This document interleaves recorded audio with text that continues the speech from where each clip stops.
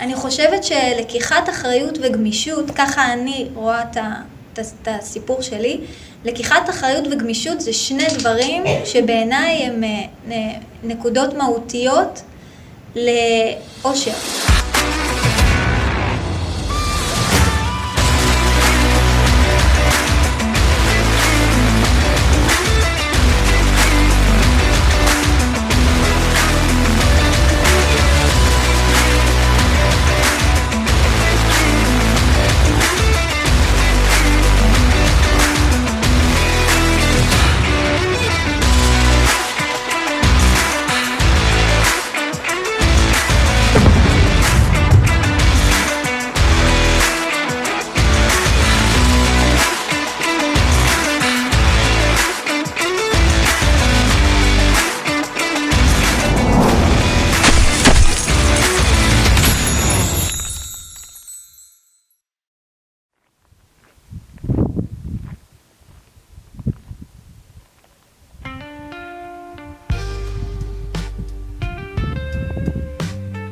יש בתוכי שני אנשים, עידן הבוגרת ודני הילדה. הבוגרת רוצה לשאוף לצמיחה בעוד שהילדונת היא היחידה שיכולה להתחבר באמת. הן יכולות לבנות זו את זו או להפיל זו את זו. תלוי ביחסי הגומלין ביניהם. ולתת לשתיהן קול זו עבודה יומיומית.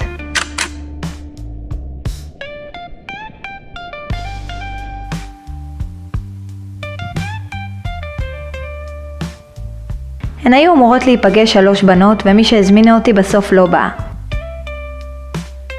הייתי הכי צעירה שם בפער ונדמה היה שנפסלתי עוד לפני שבכלל פתחתי את הפה. הן הודיעו לי שהן הולכות לים ושאני נשארת לשמור על הדברים, וכשסירבתי הן בהפגנתיות הלכו מלפניי. ברגע כמו זה דני ועידן מתעוררות לחיים, ולכל אחת מהן רעיון שונה אליך הכי נכון להתמודד עם סיטואציה כמו זו. החלטתי לנתק מהן מגע, אז קראתי להן שאני חוזרת. אחת מהן הסתובבה ואמרה לי, מה את עוד פה? אני אומללה. גם אני מרגישה שבין השתיים שיש פה יש איזה היכרות מוקדמת ויותר תקשורת ויותר סיפורים אישיים, ואני די כזה מרגישה שנתקעתי להם באמצע. כל חוסר שייכות שהיא אפילו מינורית, אפילו אם כולם נהנים ממשהו שאני לא נהנית ממנו, ישר דני משתתחת על לוח הבקרה. מרוב שהכל היה מלא בחול, הנה גם עכשיו יש לי חול בעיניים כאילו.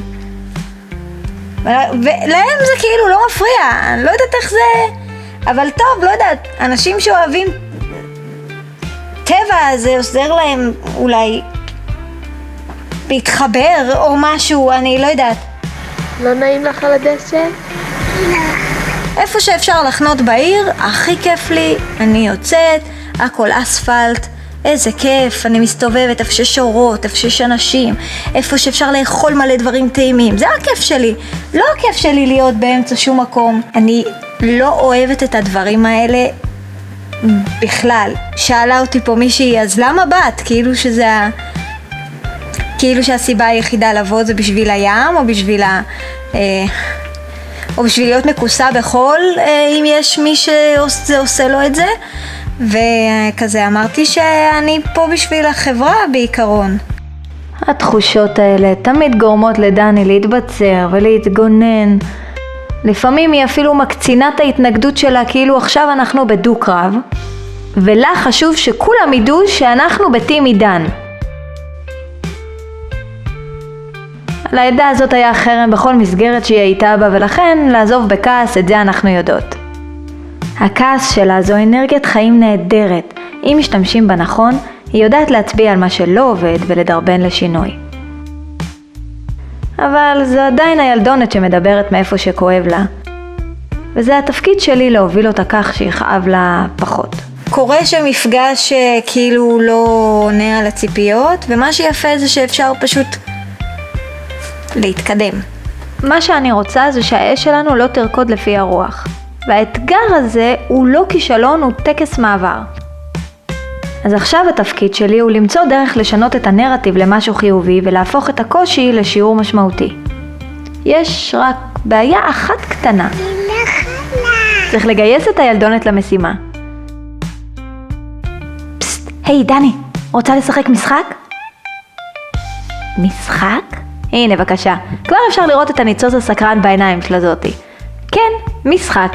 בואי נדרוך על הראש של הסיטואציה הזאת כדי לגלות למה את זקוקה ואיך אנחנו משיגות את זה ממקור אחר. איך אנחנו נשארות בטוחות בערך שלנו גם כשרק אנחנו אלה שרואות אותו. את צודקת שזה לא המקום בשבילנו, אבל כל קושי הוא גם הזדמנות למשהו.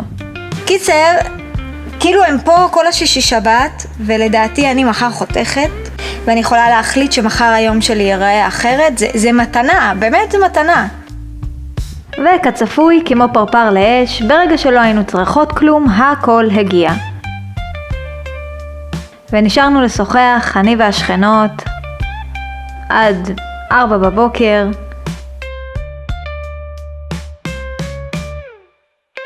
שלא תבינו לא נכון, בציוט הציפורים הראשון היה ענן אבק בצורה של הרכב שלי.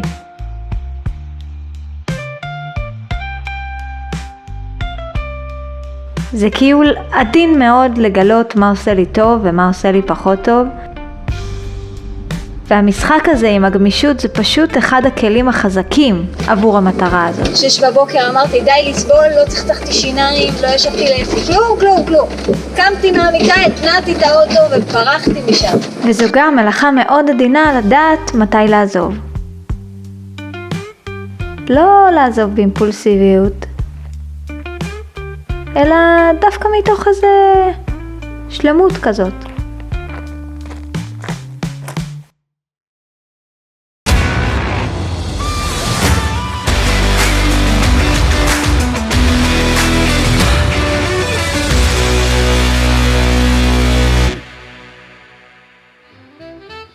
אני שואלת את עצמי עכשיו, מה בעצם אני מחפשת? ראיתם פעם איך ילדים מתחברים? הם מתחברים תוך כדי תנועה, תוך כדי משחק, תוך כדי חוויות משותפות. כל אחד מהם מרגיש בעוצמה והדינמיקה ביניהם משתנה כל הזמן, גולמית וחשופה. מה שאני רוצה זה להתחבר בנפש ולא על פי קריטריונים. אני בדרך עכשיו למפגש נשים ביהודה ושומרון, בתקווה שזאת תהיה איזה אתנחתה קלה כזאת מכל השיעורים והאתגרים.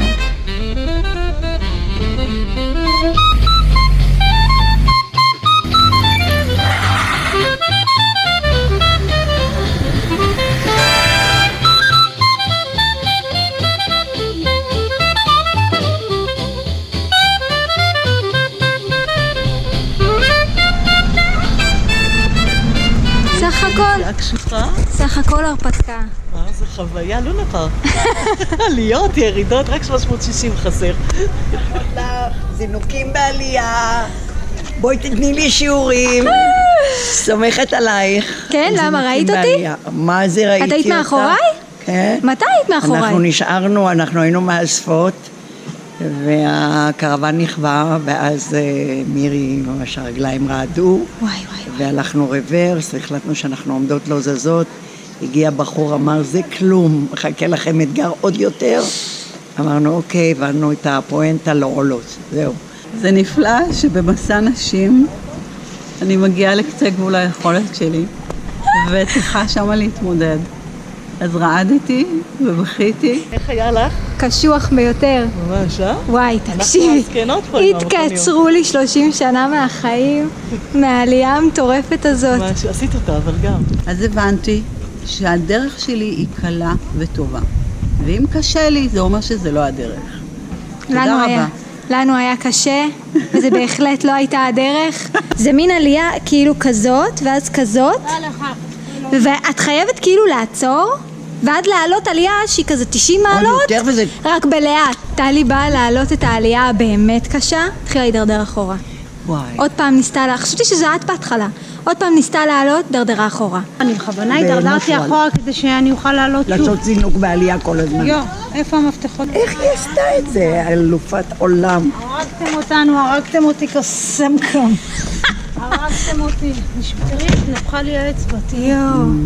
לא יודעת במה, נלחצתי, לא יודעת. בטח, וואי, אני נלחצתי בשבילך מהצד. בטח שראיתי אותה, חזיתי בהכל. היא לא עלתה. ואז בדיוק יפעת הגיעה, ואמרה שיש דרך אחרת, נסענו אחריה וזה היה טוב. גם לך בא איזה מישהו ואמר תבואו מסביב, לא? לא רציתי לבוא מסביב, אני עקשנית, אני אעלה. יאללה. איזה קטע. מאוד. כשהעולם הפנימי שלי מתחיל להשתקף אליי מבחוץ, רק אז אני מרגישה שהגעתי הביתה. עברתי דרך ארוכה מול החברה ולא ידעתי שקיים משהו אחר. העדפתי לעמוד לבד מאשר להשתייך בכוח. והשקעתי לא מעט משאבים כדי להיות באמת בסדר עם זה. הגענו ליהודה ושומרון. ופתאום, מהמקום הזה קיבלתי שייכות אמיתית שלא דורשת דבר בתמורה. קודם כל שייכות לעצמי, ורק אחר כך מבחוץ. עכשיו מוגשת לנו ארוחת בוקר. כי הוואקום הזה שנוצר, מהדהד למרחקים. מי שפעם עמד על המגרש, לא יבקר מהיציע. אנחנו מתכנסות בחורשה ממול באלכסון לארוחת בוקר ולהיכרות. מי שנלחם כדי להישאר אותנטי, לא מעיז לפסול אחרים בכזו קלות. הגדרות הן רק עוד סיבה לייצר פילוג שלא קיים. אנחנו נמצאים עכשיו באיזה יקב יין, כולם ביחד. יואו, איך אני מתרגשת! שייכות אמיתית יודעת שהיא לא חייבת לבוא על חשבון מישהו אחר. אז העלייה אומנם קשה, אבל הפסגה מלאה באנשים שעברו את מה שאתה עברת. ורק שם כל מה ששקרי מתפרק ונשארת רק אמת אחת מהדהדת.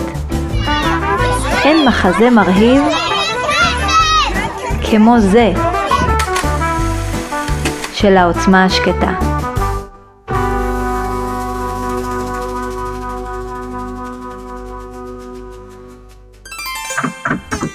איך נראה הבוקר אצלי אתה שואל? אני הולך להגיד שלום לשכנים שלי, עם האוכל ביד כמובן, כדי לא לבזבז זמן. אז מהו חופש בעצם? בהיותך לוזר, כאילו אנשים מזהים אותך ברחוב. ושם לחצתי ידיים עם הפחד שהולך לנהל אותי מהיום. איך מפסיקים לפחד?